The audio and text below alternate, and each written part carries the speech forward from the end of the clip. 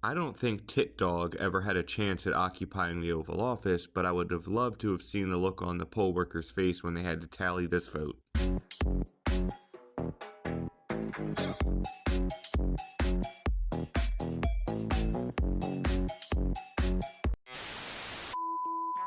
Sometimes, despite the best of intentions, things simply go too far. I'll let you be the judge on which things cross the line in this video.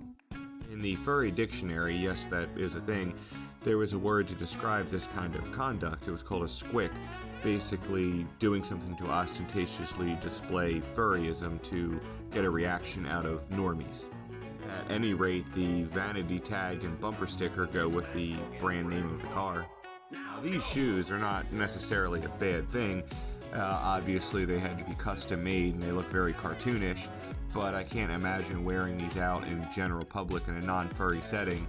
And these look like they're dressier shoes for an office, workplace, but I highly doubt these would fly in any corporate establishment. This shirt offers a very cutesy and friendly invitation, and I don't dislike it, but depending on the setting the shirt is being worn, it could be very cringe.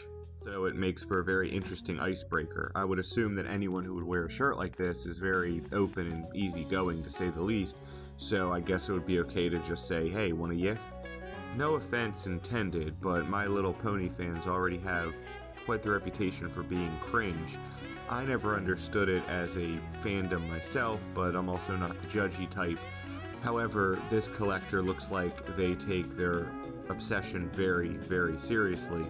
Now hey, if that's what you like, more power to you, but I love this top comment, until the tragic day when the two bookshelves tipped, crushing their owner in a cascade of rainbow justice.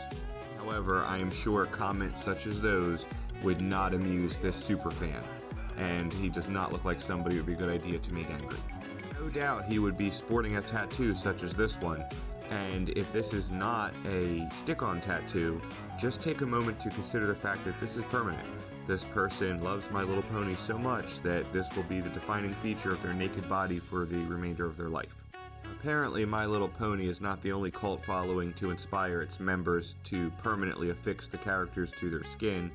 This individual put Sonic on one bicep and Knuckles on the other. I think that's who that is. Anyway, his expression looks like it just dares you to laugh about it. Crazy eyes much? Now, while we're on the subject of tattoos, I love E621, like most furries do, but this is just, in my opinion, going too far. And this, despite seemingly being done with magic markers, is still a very weird choice of body art. I censored it because, despite the fact it's the guy's belly button, it's obviously intended to be something else, not to mention what's below that. And here we have another instance of the same thing, as this man proudly displays his Sharpie body art in the middle of a hotel lobby. Anyone want to guess what's underneath of the eggplant? Again, I have to ask myself, why would anybody think this is a cool thing to do? Why would you want to do this? Now, if there's one thing that Bad Dragon has taught us, it's that there's certainly nothing wrong with having some adult toys. Certainly, their exotic offerings heighten the level of fun, whether you're playing with partners or engaging in some self-love. But, and emphasis on the but, this makes for a very intimidating collection.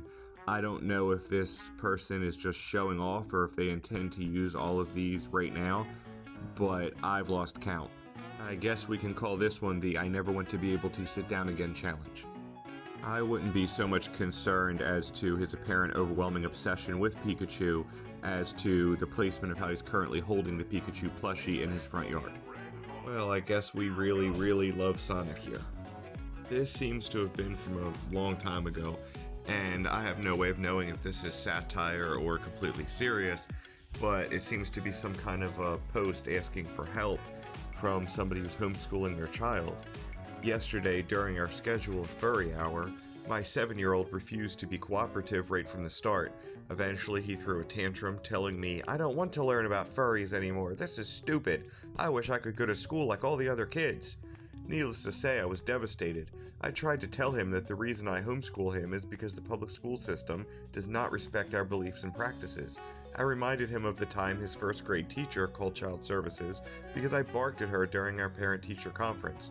He didn't want to hear any of it though, so I just left him alone to do a math worksheet. I haven't talked to him today yet, and I'm trying not to be upset at him, but it's so hard. Please, have any of your children gone through this phase with homeschooling, and if so, how did you handle it? Now, I don't know the full context of where this was originally posted or what the rest of the conversation was like. I do know that furries could certainly be victims of misunderstanding, but this sounds pretty bizarre and cult-like, so I'm just going to hope it was satire. Now, this next series of pictures, for my mental well-being, I have to just tell myself that this is trolling or satire or some kind of weird comedy, because there is no way that this is real. But basically what we're presented with here is this guy decides to leave his wife and start a new life with this thing. Here's his photo album, is the caption. And then we have this older guy posed by the fireplace with some kind of furry sex doll that's wearing a red negligee. And then it's screenshots from their life together. Reading a book, dancing on the table, which of course it's not doing because it's inanimate, posing in his car, and painting a house. And then on the last page, apparently there's actually two of them. And again, I just have to tell myself that this is satire because the possibility to the alternative is too terrifying to consider. On the other hand, if this really did happen, can you even imagine the divorce proceedings?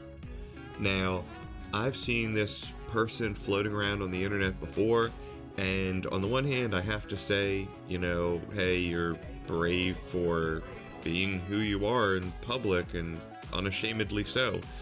But on the other hand, you're not just doing too much, you're doing the most, and definitely attracting a lot of negative attention.